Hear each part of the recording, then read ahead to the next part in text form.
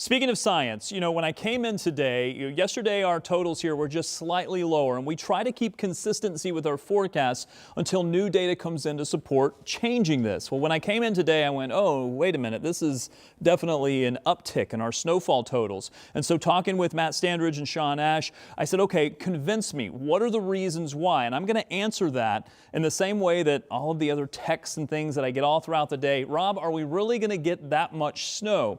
There was a lot of thought that went into this. Here's some of the thinking. Yes, because this is going to be a dry snow. This is going to be falling into some pretty cold air. This is going to be a powdery snow. That can actually increase the ratios, which means that you can get more snow volume out of less moisture. That may tend to make the snow a little bit fluffier, and it will pad the totals just a bit.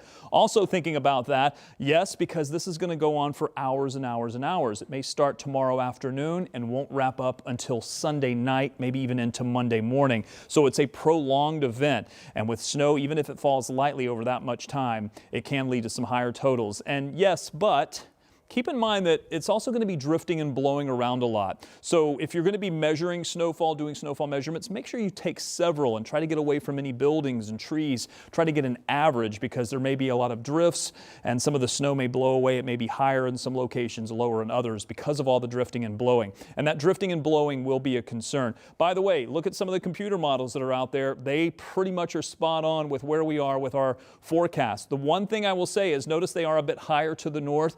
The thinking here is exactly what we mentioned yesterday. We put this into our forecast. Will the dry air eat some of the moisture that's farther to the north? And that's built into our forecast. So we think that maybe the totals north of Indy are a bit high in some of the modeling. We take that into consideration. We don't just take the computer models, spit it out and make a map out of it. We do a little bit of analysis to try to figure out what we think is going to happen, where the models may be failing, and where do we feel very confident with what they're spitting out. If you're going to be at the championship celebration for tomorrow, know that the temperatures are going to be cold. It's going to be near 10 degrees. Wind chills are likely going to be just below zero. It's going to stay cold through this entire weekend. Wind chills are probably not going to move very much through the entire weekend, maybe rising to around single digits to 10 degrees as we get into your Sunday, but this wind chill is going to stay cold. The time is still ticking here, maybe warming up a little bit on Sunday afternoon as the bulk of the snow is falling, and then dropping yet again once the snow stops, and the wind chills will probably go back down to 10 to 20 below Monday and even into Tuesday.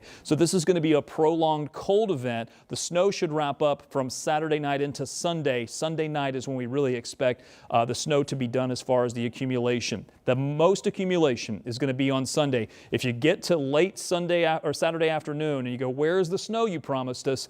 Don't worry, the bulk of it's going to fall on Sunday. Monday's a cold day. Tuesday's certainly a cold morning, but we should warm up to around 20 degrees by the afternoon. Doesn't sound like very much, but at least we'll have some sunshine. And look, this entire forecast is every day is below 20 degrees. We do expect the temperatures to stay cold even past this into next weekend.